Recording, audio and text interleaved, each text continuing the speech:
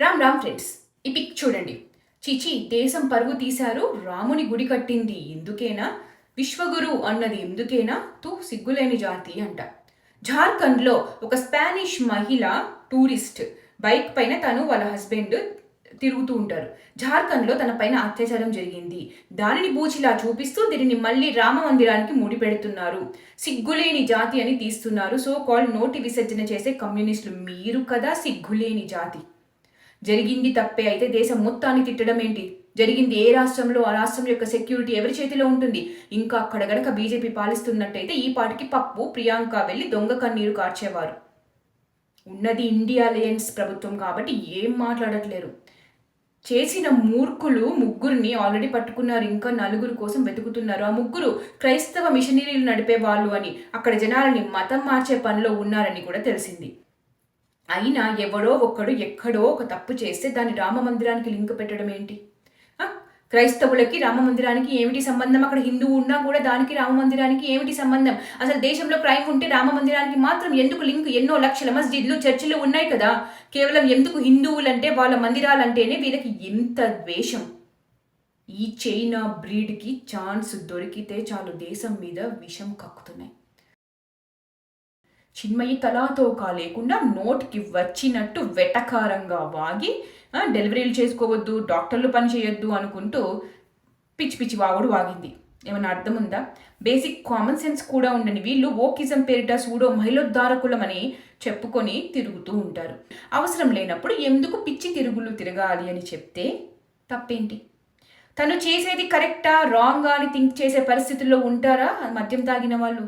So అక్కడ నిప్పు ఉంది అని తెలిసి వెళ్ళి దూకుతాము అంటే వద్దమ్మా అటువైపు అంత రాత్రి వెళ్ళకండి అని చెప్తే వినకుండా ఇప్పుకుంటా తిరుగుతా అంటే వెళ్తా అంటే వెళ్ళు.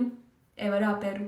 దానికి ఎవరు శిక్షలు వేయరు. నువ్వు వెళ్తే ఒక మనిషికి నచ్చింది చెప్పింది, మన అమ్మమ్మ వయసులో ఉన్న ఆవిడ, ఆమె అనుభవంతో మంచి చెప్తే వింటే విను, లేదు అంటే వినకు. పోనీ ఆమె చెప్పింది నచ్చకపోతే కామెంట్ చేసే హక్కు, ఫ్రీడమ్ ఆఫ్ స్పీచ్ నీకు ఉన్నాయి. ఆమెకి మాత్రమే కౌంటర్ ఇవ్వు. భారతదేశంలో నేను నివసిస్తూ ఇక్కడి వస్తువులు అన్నీ కూడా ఉపయోగిస్తూ ఇక్కడ గాలి పీలుస్తూ ఇక్కడే స్టార్డమ్ని ఫేమ్ని ఎంజాయ్ చేస్తూ ఆ భారతీయులే మీ సినిమాలు చూస్తేనే బతుకుతూ దేశాన్ని స్టూపిడ్ కంట్రీ అని ఎంత దుష్కర్మ చేసి ఉంటే ఈ దేశంలో అమ్మాయిలా పుట్టి ఉంటాను అని పొగరు మాటలు మాట్లాడతావు. రేపు నీ పిల్లలు నీలాంటి దాని కడుపున చెడ పుట్టామే అని అంటే తెలుస్తుందా? ఎంత దుష్కర్మ చేసి ఉంటే నీ కడుపున పుట్టాము అని అంటే. అయితే కొందరు ఈవిడ గారిని ఆఫ్ఘనిస్తాన్ పాకిస్తాన్ పొమ్మంటున్నారు. ఒక బైకర్ ఎన్నో దేశాలు తిరిగింది, మన దేశంలో జార్ఖండ్లో అత్యాచారానికి గురైంది. నన్ను పాకిస్తాన్ ఆఫ్ఘనిస్తాన్ వెళ్ళమన్నారు, కానీ ఆమెకు జరిగింది జార్ఖండ్లో మన భారతదేశంలో. సో ఇది భారతదేశం అంటే అని మళ్ళీ ఇంకో వీడియో చేసి పెట్టింది madam. Just shut your mouth and get lost. How dare you defame my country? నేను అనట్లేను, నీలాంటి వాళ్ళనే అంటుంది ఇంకో biker who is also fighting for the justice of ఫెర్నాండా. వేరే దేశాల్లో మన వాళ్ళు ఎందరు ప్రాణాలు కోల్పోయారు తెలుసా? మొన్ననే జాహ్నవి కందులా చనిపోయింది పోలీసులు నిర్లక్ష్యం వల్ల. ఏ ఒక్కడూ దీని గురించి మాట్లాడలేదు. చనిపోయింది అమెరికాలో ఒక భారతీయ మహిళ చదువుకోవడానికి వెళ్ళి. దాని గురించి మాట్లాడలేదు సరికదా. ఇప్పుడు మనం తీస్తే గూగుల్లో సెర్చ్ చేస్తారు ఎవరో అమ్మాయిని. మరి ఆ దేశాల్లో వాళ్ళు I'm ashamed of my country అని, మీ దేశం నుండి వచ్చిన వాళ్ళని మేము చంపేశాము, కాపాడలేకపోయాము అని ఒక్కడు కూడా ట్వీట్ చేయలేదు. ఎందుకని? నా దేశం అంటే నాకు నచ్చదు అని, ఈ దేశంలో ఉండడానికి సిగ్గుపడుతున్నా అని ఆ దేశంలో ఏ ఒక్కరు కూడా మాట్లాడలేదు. ఎందుకు? కొందరు మూర్ఖులు చేసే తప్పులకు దేశాన్ని ఎలా ఆపాదిస్తారు? సిగ్గులేదు? ఏం బతుకులు మీవి? ఇక్కడ గాలి పీలుస్తూ ఈ మట్టి మీద బతుకుతూ ఛాన్స్ దొరికితే దేశం మీద బురద చల్లుదామనే ఆలోచన ఏంటి? జస్టిస్ ఫర్ ఫెర్నాండా అనే వాళ్ళు ఎవ్వరూ సందేశ్ ఖలీలో అమ్మాయిల గురించి మాట్లాడరు. ఎందుకు? వాళ్ళ అమ్మాయిలు కాదా? ఎస్, ఫెర్నాండాకి న్యాయం జరగాలి. అలానే వేరే రాష్ట్రాల్లో మన భారతదేశంలో ఫెర్నాండా లాంటి అమ్మాయిలందరికీ, అలానే విదేశాలలో పాకిస్తాన్, ఆఫ్ఘనిస్తాన్, బంగ్లాదేశ్, ఇంకా అమెరికా, యూకే, ఏ దేశంలో అయినా మన హిందువుల్ని, ముఖ్యంగా స్త్రీలను ఇంకా భారతీయులని అత్యంత దారుణంగా తీసుకెళ్లి మతం మార్చి పెళ్లి చేసుకుని బలి పశువులను చేస్తున్నారు కదా కొందరు. ఆ దేశంలో ఒక్కరైనా I'm ashamed of my country అని అనడం చూసారా? క్రైమ్ డేటా తీసి చూస్తే ఏ దేశంలో రోజుకి ఎన్ని అత్యాచారాలు, హత్యలు, దోపిడీలు, దొంగతనాలు, మాస్ పబ్లిక్ గన్ షూటింగ్స్ జరుగుతున్నాయో తెలుసా? తెలుస్తుంది చూస్తే.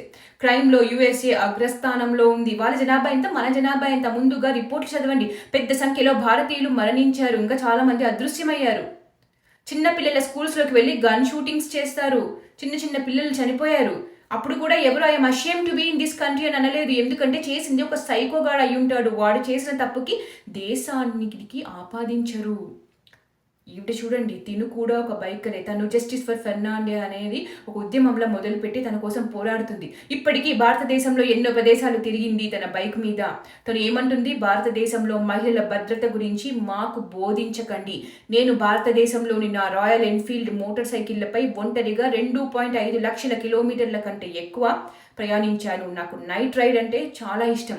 అందుకే హైవేలు, పర్వతాలు, అడవులు, చిన్న పట్టణాలు, ఇంకా మారుమూల గ్రామాలలో ఎక్కువగా రాత్రిపూట ప్రయాణిస్తానని, నేను ఒక్క సమస్యను కూడా ఎదుర్కోలేదని, భారతదేశంలోని ప్రజలు వసుదైవ కుటుంబకం, అతిథి దేవోభవ అని అతిథులకు స్వాగతం పలుకుతారని చెప్తుంది. నేను భారతీయ మహిళనని, నా భారతదేశం ప్రపంచంలోనే అత్యంత సురక్షితమైన దేశమని గర్వంగా చెప్తుంది.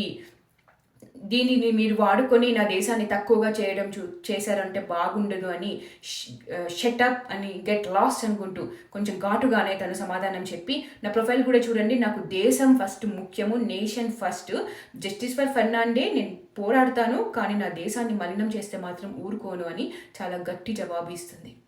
ఈమెనే బర్ఖాదత్ ఇంటర్వ్యూకి వస్తావా అని అడిగితే, నువ్వు తప్పు తలుపు కొట్టావు, నేను నీలాంటి దేశ వ్యతిరేకులకు ఇంటర్వ్యూలు ఇవ్వను, డోర్లు తెరవను, నీలాంటి వాళ్ళకు ఇచ్చి మీ మీడియా చేతిలో నా దేశాన్ని మలినం చేసే ఛాన్స్ పెట్టను, నాకు దేశం ముఖ్యమని చెప్పుతో కొట్టినట్టు సమాధానం చెప్పింది.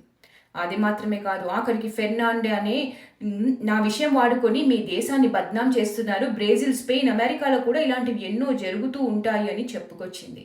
విదేశీ మహిళ, నేను 7 ఏళ్ళు ఒక్కదాన్నే ప్రయాణం చేశాను, నేను తిరిగిన 39 దేశాల్లో భారత్ అన్నిటికన్నా సురక్షితమైనది అని నేను చెప్పగలను అని చెప్పింది. నాయకుల మీద, రాజకీయ పార్టీల మీద ఉన్న వ్యతిరేకత, ద్వేషంతో దేశం మీద వ్యతిరేకత, దేశం మీద ద్వేషం పెంచుకుంటున్నారు. ఇలాంటి వాళ్ళ వలలో మీరు పడద్దు. నేషన్ ఫస్ట్, దేశం ముందు. అరే, దేశభక్తులమని చెప్పుకోవడానికి ఆర్మీలో వెళ్ళి జాయిన్ అయ్యి యుద్ధం చేయవలసిన అవసరమే లేదు. ఎక్కడ ఉంటున్నామో అక్కడే ఉంటూ దేశాన్ని ప్రేమిస్తూ దేశ విద్రోహ కమ్యూనిస్టులకు, దేశ విచ్ఛిన్న శక్తుల వలలో మరికొందరు పడకుండా చూసుకునే బాధ్యత కూడా దేశభక్తే. ఇలాంటి వ్యతిరేకులను సమాజంలో నుండి తరిమి కొట్టడం కూడా దేశభక్తే. Let's not be part time దేశభక్తులు. జనవరి 26, ఆగస్టు 15 మాత్రమే కాదు, ఎల్లప్పుడూ మన దేశ శ్రేయస్సు కోసం పాటుపడాలి. మన దేశాన్ని మలినం చేయాలి అని తక్కువ చేసి మాట్లాడిన వాళ్ళకి చెప్పుతో కొట్టినట్టు సమాధానం చెప్పాలి. జై భారత్, జై హింద్.